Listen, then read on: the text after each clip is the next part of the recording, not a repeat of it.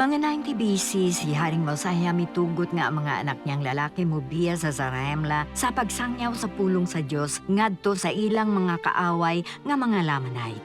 Si Amon gidakop og mitanyag nga mahimong sulugoon ni Haring Lamonay. Gibase sa aktual nga mga panghitabo nga nahisulat diha sa basahon ni Mormon, lain nga tugo ni Hesukristo.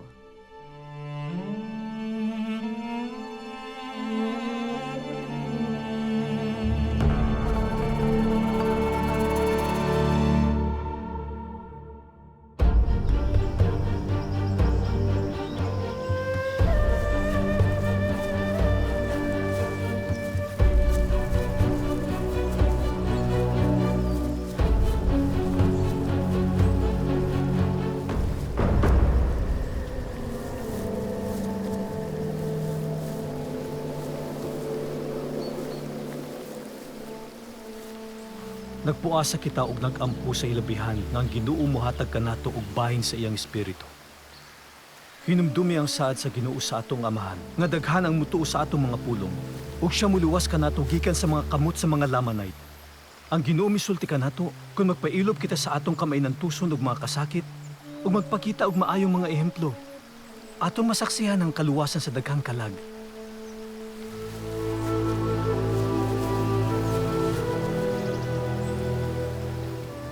Ginoo, hatagi kami og bahin sa imong espiritu nga mag-uban, ug mupuyo ka namo. Nga kami mahimong himan sa imong mga kamot sa pagdala, kung mahimo. Sa among mga kaigsuonan ang mga Lamanite sa kasayuran sa kamatuoran.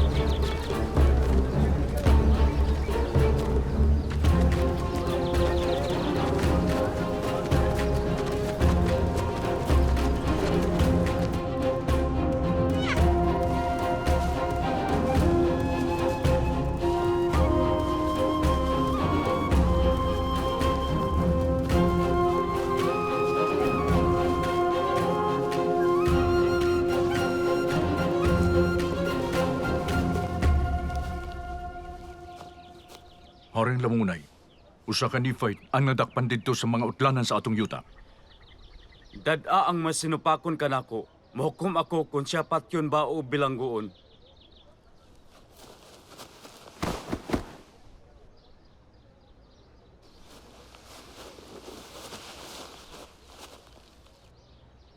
Nganong nanimpalad ka sa among yuta? Ako nagtinguha sa pagpuyo uban ni ini nga katawhan sulod sa panahon. Tingali hangtod ako mamatay.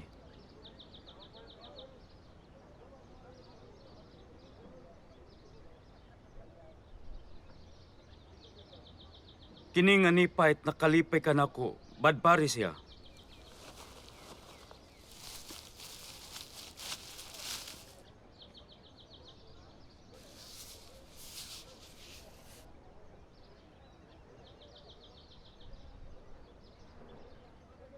Gusto kong pangasawon nimo ang usa sa akong mga anak.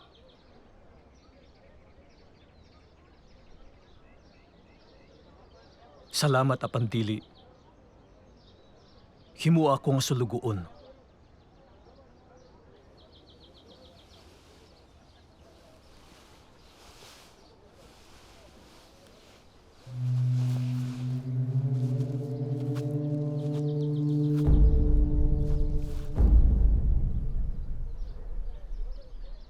Kuyo ka sa uban nakong mga sulugoon sa pagbantay sa akong mga panon.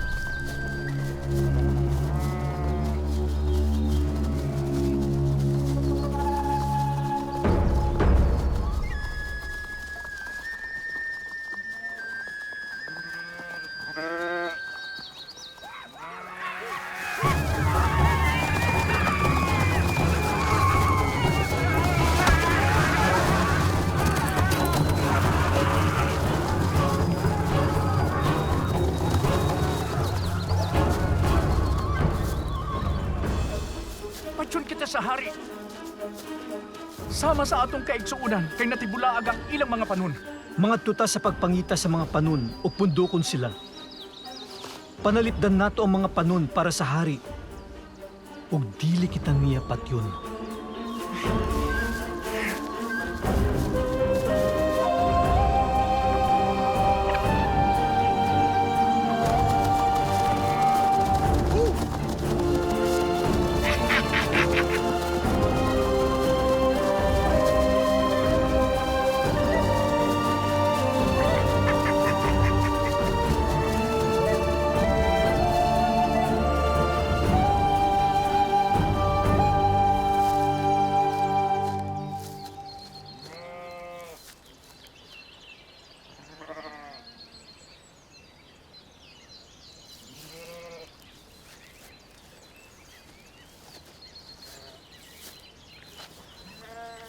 Liyuki ang mga panon. Ug ako'y makikharong ni ini mga tawhana.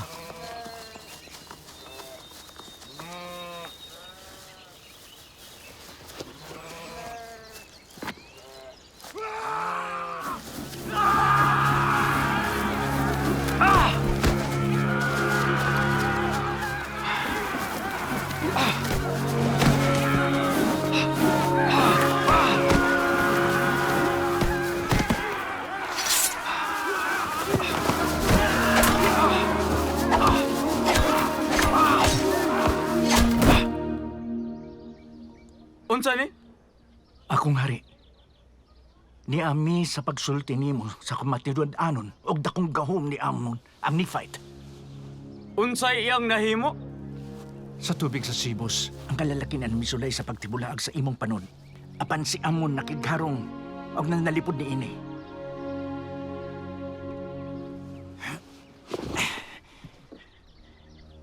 Gitigbas niya ang matagbukton nga ibakyaw bato kaniya. Sigurado labaw pa kini kay sa usa ka tawo. Di ba kini ang gamahanang espiritu kinsa mipadala sa dagkong silot ni ini nga katawhan tungod sa ilang mga pagbuno? Siya man ang gamhanang espiritu o usa ka tawo. Kami wala masayod. Apan kami nasayod. Nga siya dili mapatay sa mga kaaway sa hari. Kini ang gamahanang espiritu nga gisulti sa atong mga amahan.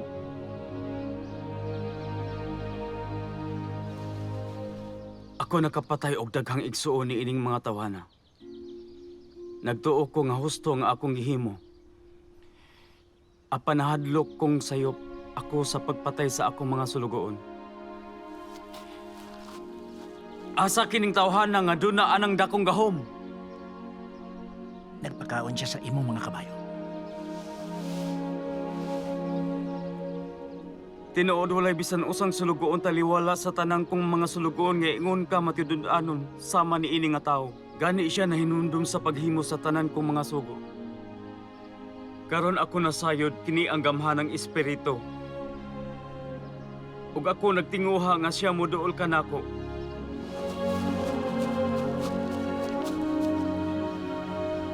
Apan ako dili mangahas.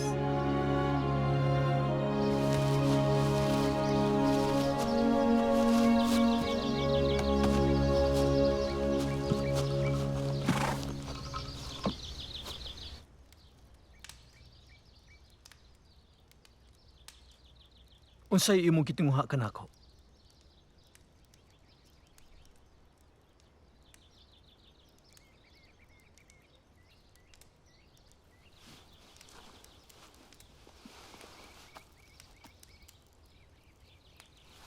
Tungod ba sa imong nadungog nga napanalipdan ang imong mga sulugoon ug mga panon? Ngano nga ang imong mga kahibulong dako kaayo? Tanawa, tao lamang ako ug imong sulugoon. Busa, unsang imong gitinguha nga matarong akong buhaton? Kinsa ka? Ikaw ba ang gamhan ng espiritu? Kinsa nasayod sa tanang butang?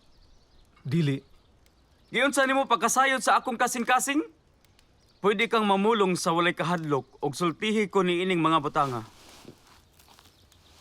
Konsultihan ko nimo bahin ni ining mga butanga bisan unsay imong tinguhaon mohatag ko kanimo. Kung kinahanglan ako mopabantay kanimo sa akong kasundaluhan, apan nasayod ko nga mas gamahanan ka kaysa tanan.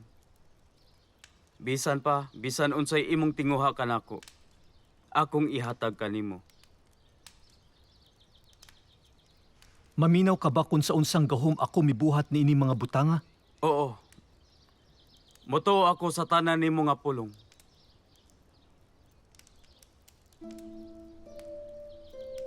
Mutuo ka ba nga dunay Dios? Wala ako mahibaloon sa kana. Mutuo ka ba nga dunay gamhanang espiritu? Oo. Kini ang Dios. Mutuo ka ba nga kining gamhanang espiritu nga mao ang Dios? Milalang sa tanang butang, nga anaa sa langit ug yuta. Ako motoo siya ang milalang sa tanang butang nga nia sa yuta. Apan ako wala masayod sa langit. Ang kalangitan maoy dapit diin ang Dios nagpuyo, ug tanan sa iyang balaang mga anghel. Kininaa sa ibabaw sa yuta. Oo. Ug nagtanaw siya sa ubos sa tanang katawhan. Ug siya nasayod sa tanang huna-huna ug tumong sa kasing-kasing.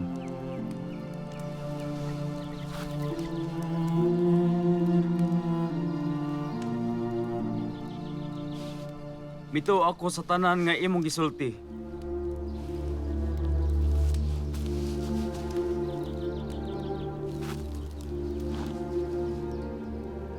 Ikaw gipadala bahagikan sa Dios? Tao, ako. Ug ako gitawag pinaagi sa iyang balaang espiritu aron sa pagtudlo ni ining mga katawan.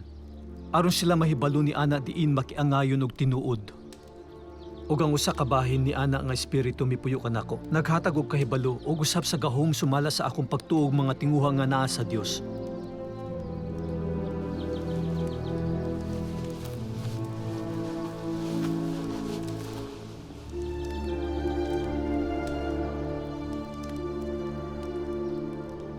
Gusto ko nga ikaw motudlo kanako.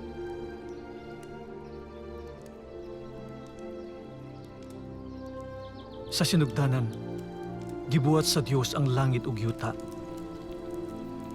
Gibuhat sa Dios ang tao sa iyang kaugalingong dagway. Sa dagway sa Dios gibuhat niya sila. Lalaki o babayi siya mibuhat kanila. Ug nakita sa Dios nga kini maayo. Ug human si Adan ug si Eva makakaon sa gidili nga bunga, gihingin lang sila gikan sa tanaman sa Eden. Ug ang Mesiyas moanhi sa kahingpitan sa panahon aron siya motubos sa anak sa katawhan gikan sa pagkapukan. Ug siya mohalad sa iyang kaugalingon sa usa ka sakripisyo alang sa sala. Ug siya pagatawgon og Hesukristo, ang anak sa Dios.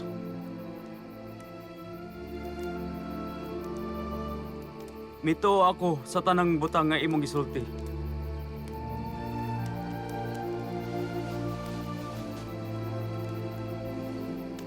O Ginoo, maluoy ka. Sumala sa imong abunda nga kaluoy diin ikaw aduna diha sa katawhan ni Nipay. Ngari ka nako ug sa akong katawhan.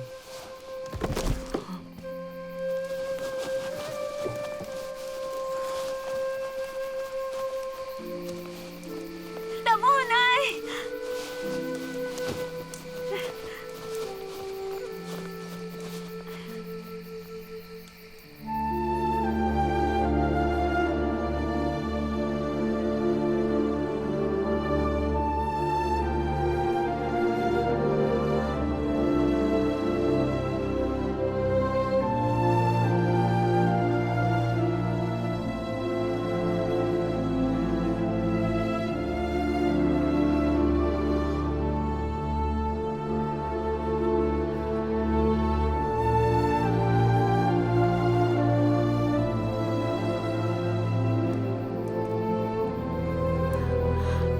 Akong Reyna, duha na kaadlaw ug duha ka gabi.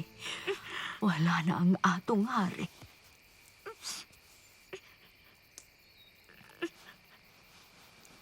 Ma, kinahanglan ibutang siya sa lubnganan.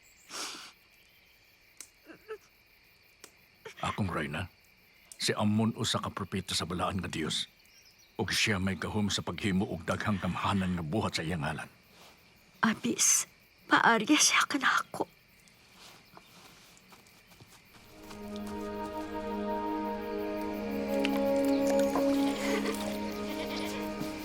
Amon! Ang Reyna, mitawag ka nimo.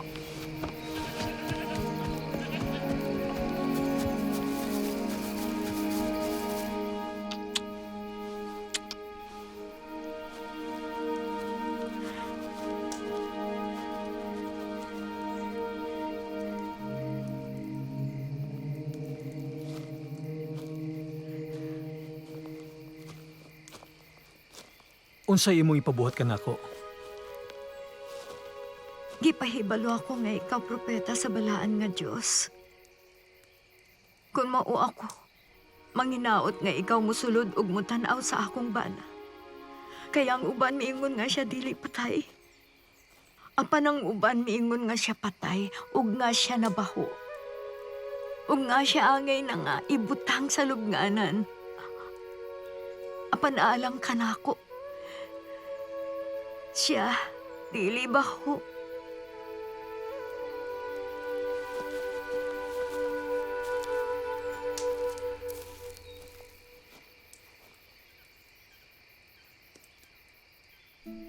Siya dili patay, apan siya natulog diha sa Dios. O pagkaugma siya mo bangon. Busa ayaw siya og ilubong. Mutuo ba ikaw ni ini? Ako walay mga saksi gawas sa imong pulong ug ang pulong sa among mga sulugoon. Bisan pa, ni ana ako mutuo nga kini mahimo sumala sa imong gisulti. Bulahan ikaw tungod sa imong dako kaayong pagtuo. Walay ingon ini kadako nga pagtuo taliwala sa tanan nga katawhan sa mga Nephite.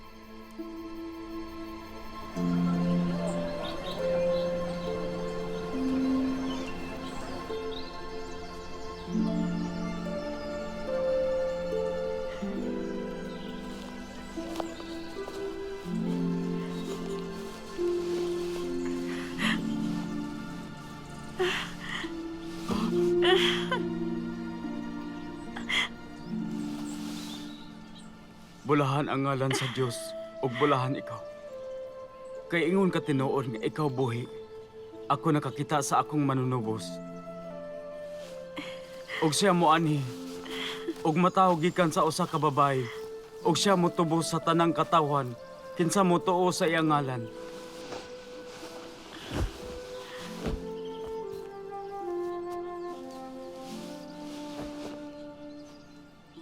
O Diyos, salamat kanimo sa imong gibuhat ni ini nga katawan.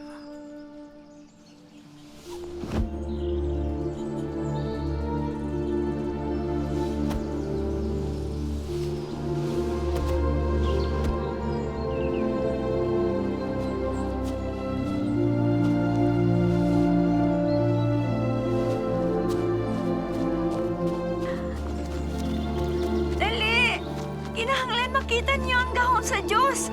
Ang hari o ang reyna ang hari buhi. Dali, kinahanglang makakita ka mo. Dali, ug tan-aw ang gahom sa Dios.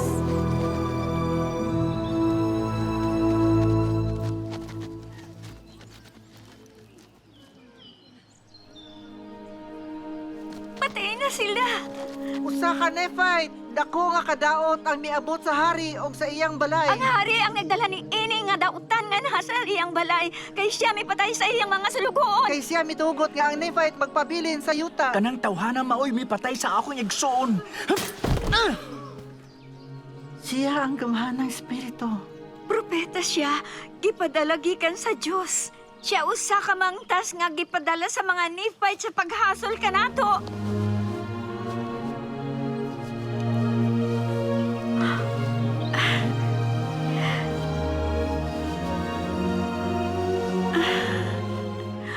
Ubulahan nga Jesus, kinsa miluwas ka na ako. Gikan sa usa ka makahadlok nga impyerno, ubulahan nga Dios.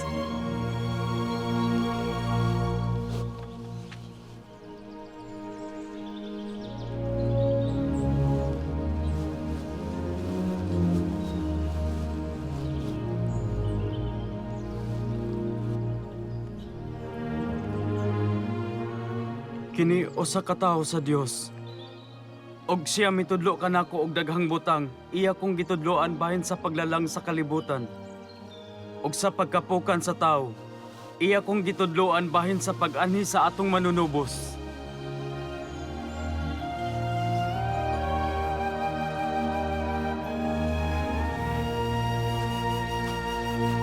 Nakakita ako sa akong manunubos ug ang akong kasing-kasing na usab. Ang ako usab. Tudluan nato ang katawhan sa mga butang sa Dios. Ug ni ana ang buluhaton sa Ginoo misugod taliwala sa mga lamanay. Ug ni ana ang buluhaton sa Ginoo misugod taliwala sa mga lamanay. Ug kita nakakita nga ang iyang bukton gipatuyod ngadto sa tanang katawhan kinsa mohinulsol ug motuo sa iyang ngalan.